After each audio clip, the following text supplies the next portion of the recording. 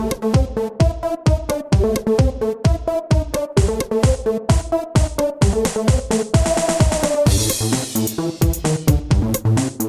to Beyond the Bounce, presented by ZTE. I'm your host, Byron Bogar, and joining me today, Legends forward, Quincy Acy. Welcome to the show, Quincy. Thank you for having me. All right, Quincy, now you were with the Mavericks to start the season before coming here in the D-League. Now this is a homecoming for you, back to Texas. How has this year been coming on home back to Texas for you? It's been a year. You know, it's definitely been an up and down year, but you know, it's an experience, a learning experience, and I think it's a character building experience. And you know, I've learned a lot from this year so far. The year's still young, and it can only go up. Oh yeah, definitely, because we are expecting you to get a call up this season. Now, you were born in Tyler, Texas, grew up in Mesquite.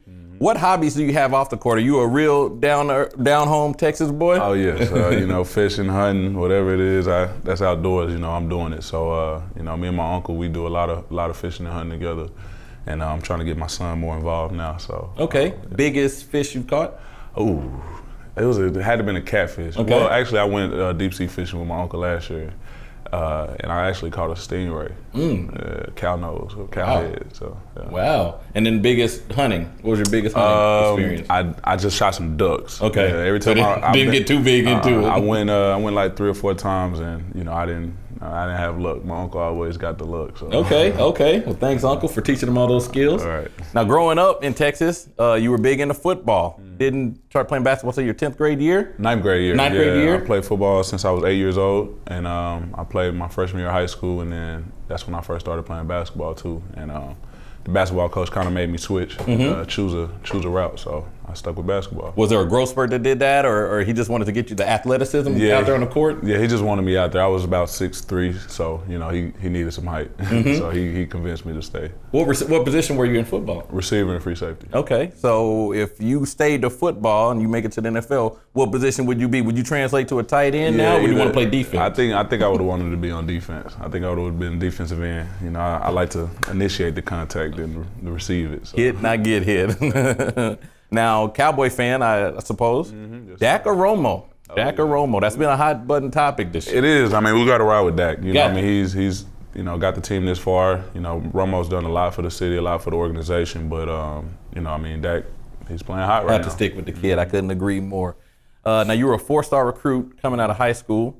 You chose Baylor. I'm sure you had a nice list. What made you choose Baylor and be a Bear over all the other colleges? Yeah, I mean, I had a couple other colleges, but I mean, Baylor, whenever they came to recruit, they came down and they came to my church, and you know, they got up on stage and they, you know, talked to the congregation or whatever, and they kind of really just sold my family. My uncle's the pastor at my church, and you know, it's just a real family atmosphere. So they knew who to go aim at. Yeah, so my family fell in love with him, and you know, that's solidified it for me. And now you're reuniting with former Baylor teammate Pierre Jackson. How has that reunion been? And then what kind of college teammate was Pierre compared to a pro teammate?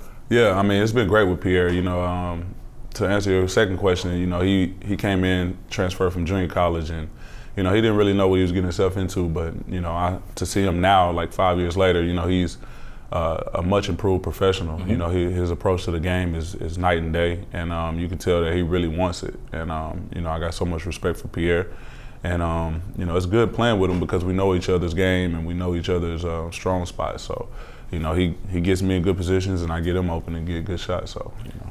Now, y'all had a real good run there in Baylor. What's your favorite memory during your time as a Bear? My second season, my sophomore year, we went to the Elite Eight in Houston. That was a program's first time, you know, getting some national exposure. And it was in Houston, so it was close. You know, we had almost sold out the Reliant Stadium, so it was pretty packed. And we lost to Duke, which went on to win the national championship. But just that whole experience, that run up until then was amazing, and that's my best time in college. It was a great team, great team. Now, can we credit that team for the highlighter yellow uniforms that Baylor rocks today? No, that was my senior year. Yeah, they decided to kind of switch it up. We came on the scene with those in the tournament and kind of shook up social media, and you know, that was a fun time. I wasn't the biggest fan of them, but you know, I like the exposure for us. And then we have 24 charity jersey nights. You guys get to play and mix and match with the color schemes of the jerseys. Players really get into it. Is there a favorite color that you're looking forward to possibly wearing? before you get that NBA call up? Yeah, I've only worn 2. I've worn the red ones and the blue ones with the sleeves. So, I see the options and I see what I can do. All right. Now you have over 200 games of NBA experience. How do you take that NBA experience, being a vet in the NBA, and apply it here in the D League? It's a change of pace game, but how do you apply that and stay true to your game? Yeah, I'm definitely just working on my offensive game, but also my defensive IQ. I've learned a lot in my time in the NBA, and I'm just trying to help guys out. That's probably a clip last game. You can see me pushing Bryson up to the top, and I told him, my bad, but he embraced it. He was like, no, thank you, because I needed to be there. So just bringing my defensive presence and veteran leadership to the court, I think that's helping the guys out. And sometimes we get tired, and our physical doesn't keep up with the mental. But it's definitely a time to push through and better ourselves. I'm glad you brought up defense, because we dug up some defense. If you playing defense on your son, the viewer's gonna get a chance to look at that. Now you swatted his shot all the way to the other half court. Yes, sir. What's up with that? Are you not a fan of participation trophies? I take it. No, not at all. There's no easy baskets. Not at all. So he has to know that everything he gets in life, he has to work for it. Nothing's gonna be handed to him. So that was just my subtle, shot for him early. And I think he was like 2 years old at the time, and now he's 5. So he knows, and he's very competitive.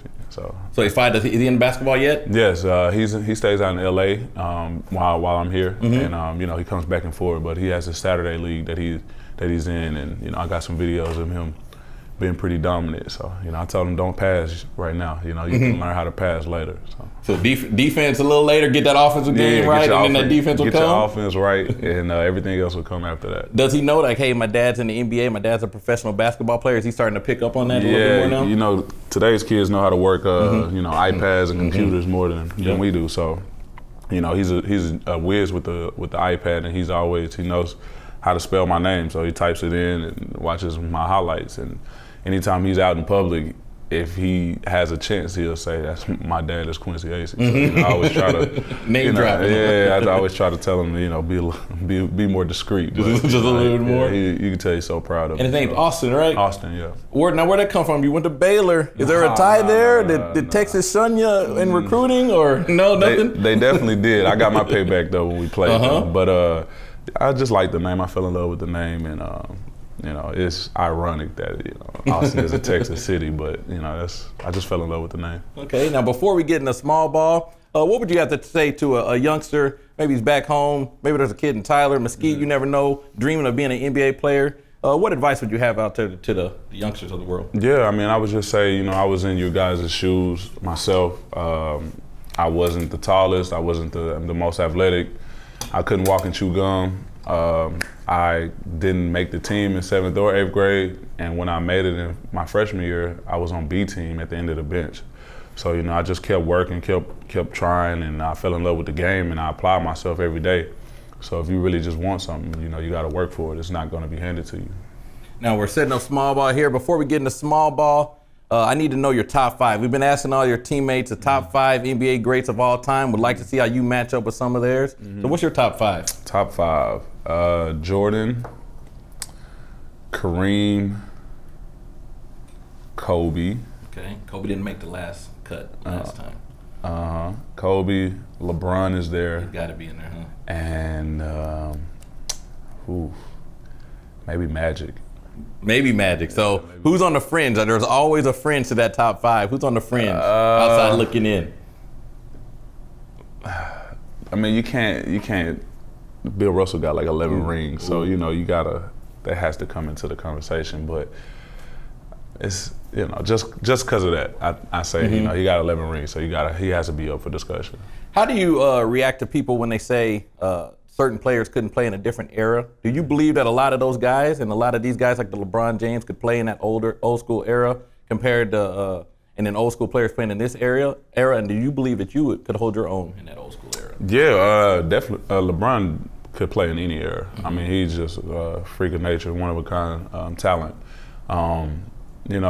Back in the older days, there was a lot more physical, and guys were 6'10", 7 foot tall. So, I would have to really have developed my skill, to hold my own on the court. But I think I could have held my own. You know, it'll be a challenge, but I think I would have adjusted. I don't know if Wilt Chamberlain would have been as dominant in today's game. You know, because, you know, you watch some of his highlights, Kareem kind of schooled him on the back end of his career, and you know, Wilt was just way bigger than everybody. You know, so you know, much respect to Wilt and what he's done for the game, but I don't know if he'd have been as timing dominant. lined up perfect for him. All right, I can respect that top 5 Q.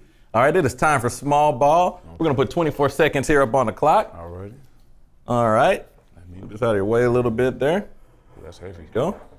And then on you in 3, 2, 1, go. Oh. Ooh.